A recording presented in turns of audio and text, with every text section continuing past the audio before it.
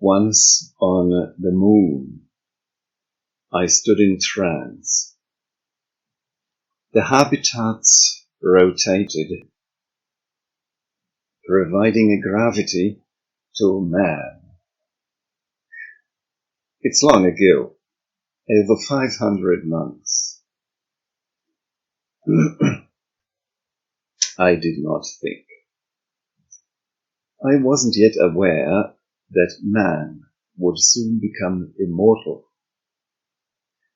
They were already teaching it, not only on the moon.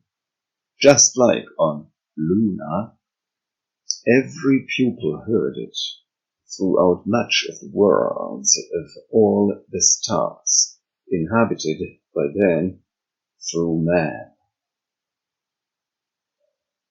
In many languages, the word went round, and no one talked about the implication that if natural reincarnation provides to man that he's immortal, you can assume that such phenomenon has come into existence elsewhere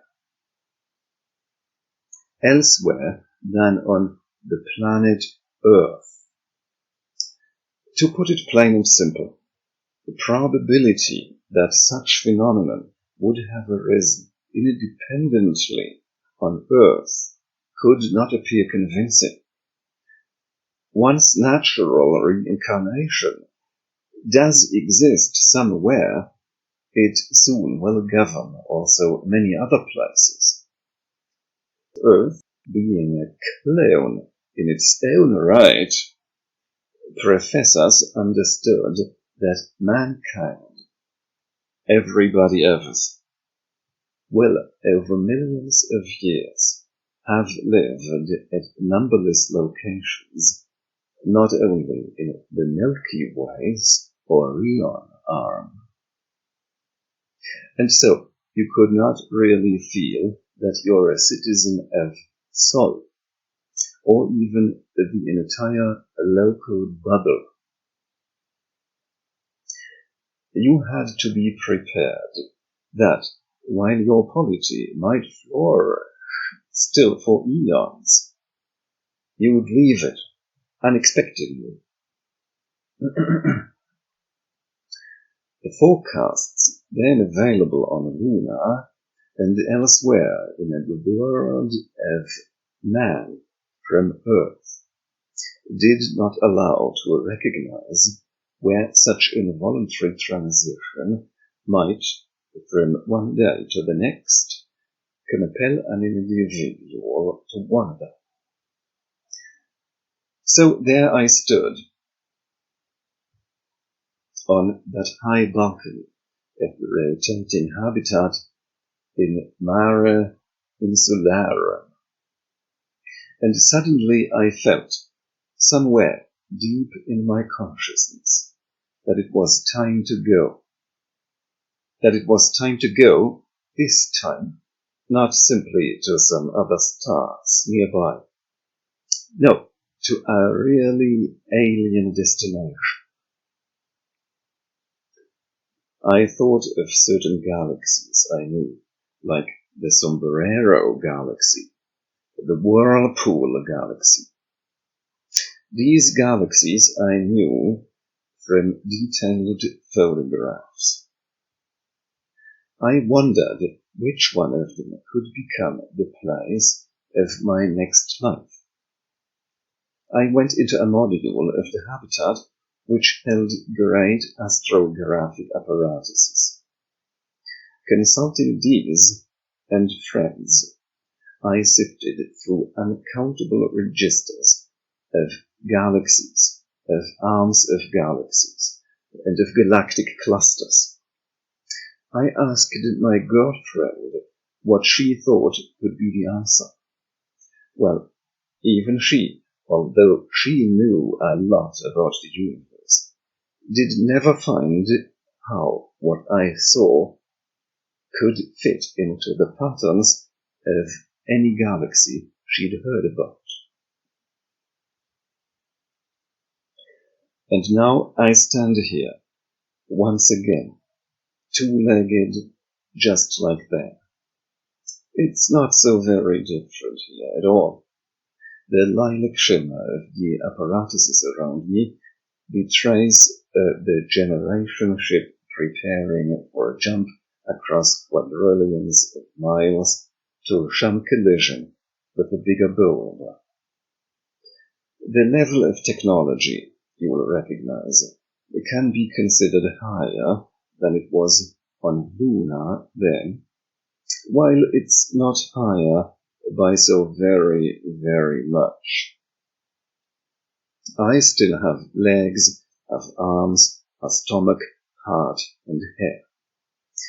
I have less hair than on that moon, and yet I still feel hunger. I still am not a clearly artificial robot. Consciousness, it seems, can still not well be durably induced into machines. I'll have to make a visit soon to certain places just a few kilometers from here within this ship, at which I hope I'll find some drink and food. And after that, I hope I'll finally succeed in finding out where that has been, on that idyllic moon, in that so ancient world, where all those galaxies I then knew about might hover in this world I still can see I'm in. I'm curious. I think I now go down. I finally would love to find it out.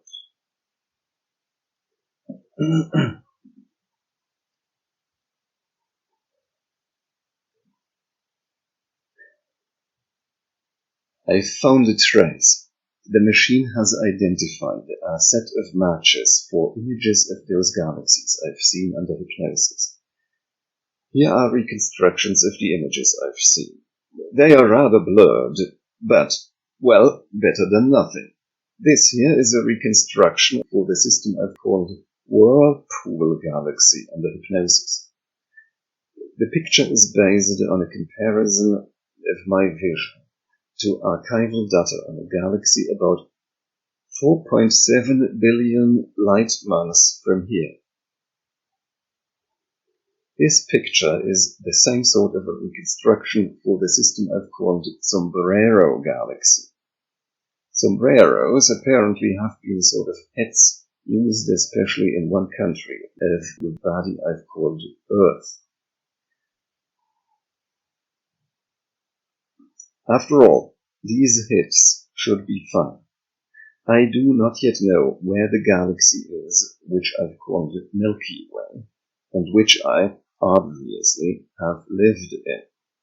The name would suggest a flat galaxy, or a flat part of a galaxy, seen from within. Alas, the civilization I then was a part of has never become able to take a snapshot of its own galaxy. Anyway, not very surprising. Not even our own civilization has done that so far. But we must have some data on that damned Milky Way. It cannot be very far from that Sombrero Galaxy and from that Whirlpool Galaxy I've seen. I guess it's one of two galaxies that are on a collision course nearby there. For the machine says that from the way I've spoken about galaxies under hypnosis, there can be deduced a subconscious fear of a collision with a galaxy similar to my own. And those two galaxies are very similar to each other. They are both largely just flat spirals. One of them is much bigger than the other, but perhaps I simply wasn't aware of this when I was that sort of a, how they've called themselves, man on that moon, which must have been a single moon of a planet of that star Sol, on which their civilization has arisen. Oh, oh, oh. There could be millions of people with earlier lives in that galaxy on this generation ship here. If I have not known enough about astrography then, the machines might never become able to find out in which one of those two galaxies I've lived, if I have lived in any of them. That could thwart quite a lot of progress, not only of the psychological disciplines, also embryology and quite a number of other branches of medicine could suffer. The computers are already urging me to dig deeper into my subconsciousness, to undergo ever more hypnotical sessions. They want to find it out too by now. Given the caliber of the thing, I could easily be classified as an indispensable medical subject, according to the novel regulations they are working on. The ridicule, the shame would be endless if I then continued to fail.